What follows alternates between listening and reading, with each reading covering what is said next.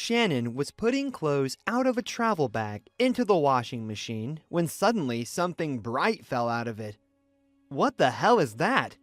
"Ew, disgusting," the woman whispered, squeamishly holding the lacy panties in her hands. A suffocating wave of heat came over her. Her heart was racing. Shannon looked at her husband, who was nearby. "So, are we going to have lunch?" Chris asked impatiently. "Can't you just wait in silence?" Shannon replied grudgingly. "What's wrong with you? Aren't you happy to see me?" "I'm happy. Okay, let's have lunch, or you'll starve to death. Didn't they feed you there?" "What are you talking about? Who's going to feed me? I told you, let's go together." While Chris was eating his lunch, Shannon was sitting motionless, holding a cup of tea that was already cold. She recalled her whole life, the day she got married right after graduation, the day she gave birth to her son Josh, and how happy they were. When her husband got a job in a construction company, they started traveling abroad on long business trips as a family. Shannon's education came in handy, and she worked too. They lived away from home for many years, and when they returned to their hometown, they built a new spacious house. They gave some of the money they had saved to their grown son, who was starting his own business. Things went surprisingly well. The company generated a good income, and soon Josh bought a large apartment, got married, and then their grandson Paul was born. A few years ago, Josh suggested that his parents move closer to him and build a new house for them.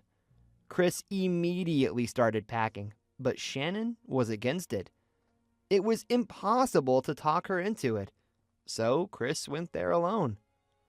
"You should see what our son has built. It's not a house, but a real palace. You should come and see it," Chris said when he called his wife. "No, I'm fine at home," Shannon replied. Totally bored, Chris asked to work for his son. Josh provided him with a company car and a position as a utility assistant. Now the father was in business, returning to the mansion in the evening, but still, whenever possible, he would go home to see Shannon.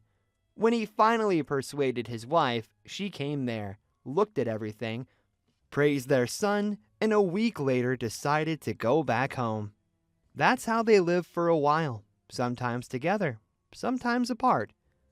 The next year, Shannon planted the vegetable garden she didn't want to leave, and it started all over again. "Maria, what am I supposed to do? Tell me," the woman asked her friend when she came to visit. "I would make a scene," she exclaimed. "Even if I make a scene and kick him out, he'll really leave because now he has a place to go. We spend our whole life together. Do I have to be alone in my old age?" "It's better to be alone. You won't be lost without him." "But I love him. When I think that he can find another woman and leave me, I don't even want to live." "Well, then no tantrums. Just watch him. Maybe you'll notice something unusual." "There's nothing to notice. Our son gave him money for good clothes and a stylish haircut, and now Chris looks young and attractive, and I spend all my time in the vegetable garden. I have no reason to wear fancy outfits." "There you go. He'll get a young mistress, and you won't even notice." "What on earth are you talking about?" Shannon said angrily. "Just pretend like you don't know anything. If you have a rival, let her get worried. After all, she sent you that disgusting little gift for some reason, so let's find out why she did it." "I think I know why. She slipped her underwear into his bag on purpose so I'd find it and then kick Chris out. And she'll already be waiting for him with open arms. Except it won't work. It's not going to happen." A couple of days later, the friends met again. "So, did you find out anything? Tell me." "There's nothing to tell. Everything's the same as always, I guess. Either he's a very good actor and is pretending to be innocent, or he isn't guilty. Oh, I don't know. I don't believe Chris would cheat on me." You said yourself he's angry because you don't want to go there with him. Well, yeah, I just don't want to move anywhere. My home is here. That's the reason. What do you mean? If you don't want to live with him in your new house, another woman will gladly settle there. What the hell are you talking about? I'm trying to talk sense into you. Do you really believe that your husband is willing to live alone? As Chris was about to return to his new mansion again, his wife couldn't stand it and asked, "Why don't you ask me to go there with you anymore?" Maybe some other time." "Really? Why?" "Well," he mumbled, "I can't tell you." "What? Tell me." "Our son asked me not to tell you anything yet." "Chris, tell me what's going on." "He's preparing a surprise for you, so he didn't want you to arrive and find out ahead of time." "All right then." "It's time to stop acting like an old lady," Shannon said when she visited her friend. "From now on, I have a strict dress code. I'm going to the beauty salon. Will you join me?" "Of course," Maria answered enthusiastically. The friends went downtown and bought themselves new clothes, got stylish haircuts, manicures, and even a massage. At home, the woman was busy with household chores and completely forgot about the problems. But in the evening, the wife of Chris's distant relative called unexpectedly. "Shannon, I'm sorry. It's none of my business, but I feel like I should tell you." "What's wrong?" "Chris stopped by the other day. Not alone, but with some young woman. I didn't see any romantic connection between them, but Chris was acting strange." "Oh, really? So, is she pretty?" Shannon clarified in a voice hoarse with nervousness. "No better than you. I'm sorry for the sad news, but I felt it necessary to warn you."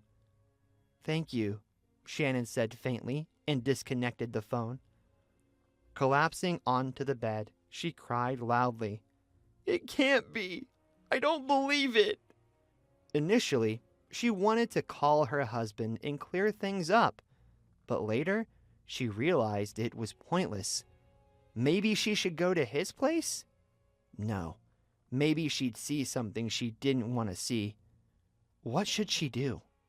Soon, Chris arrived and asked his wife to go to their new mansion together. Shannon asked her friend to take care of her vegetable garden and left with her husband.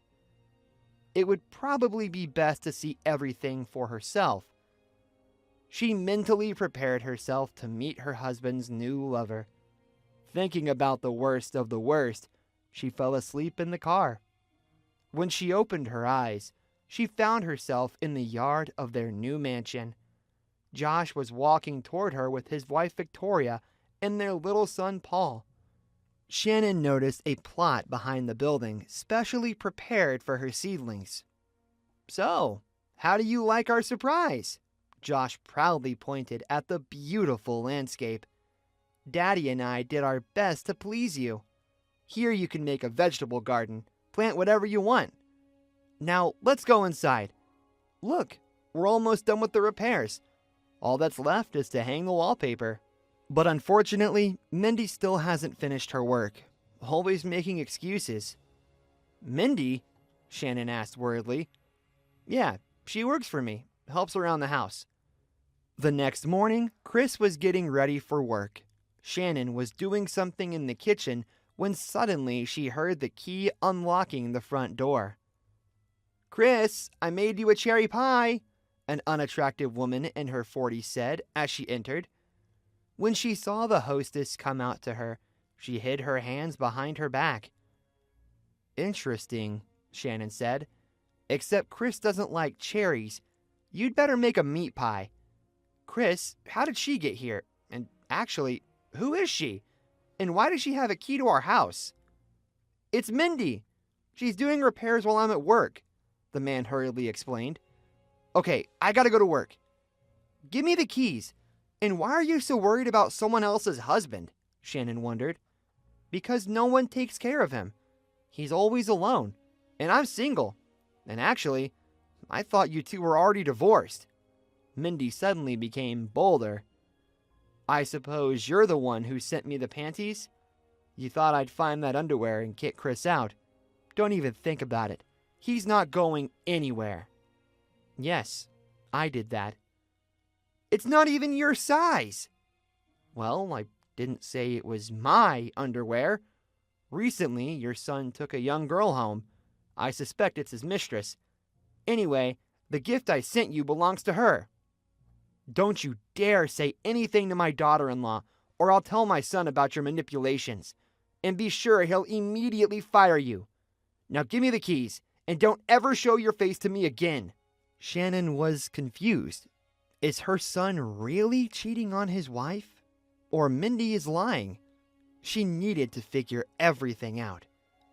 That evening, Shannon got a call from her friend. Remember when we went to the massage therapist? Well, the therapist found me. He came with flowers and sweets. He says he wants to see me every day. And he proposed to me, Shannon. Can you believe it? And what do you think of his proposal? Well, I'm happy because I like him too. Shannon made sure Mindy finished her work as soon as possible and left.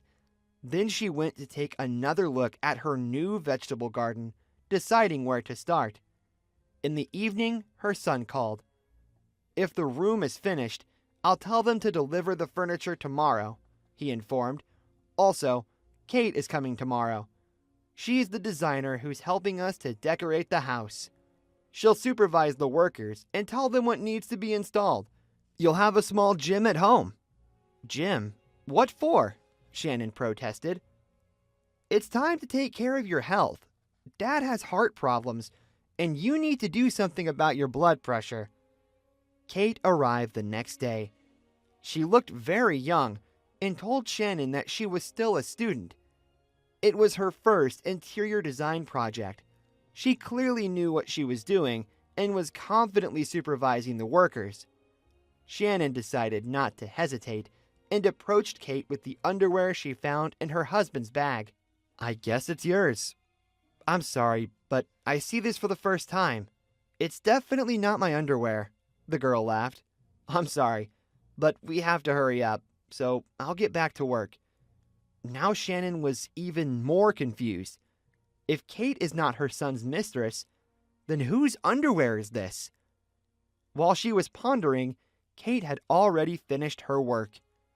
Here's everything for exercising, gym equipment, various necessary items. I hope it will be comfortable for you. Also, you will find wellness workouts for seniors on your TV. I hope you enjoy everything. If you need anything else, feel free to call me anytime. Shannon didn't ask Chris anything, pretending that nothing had happened, and he kept silent with a frustrated look and only sighed.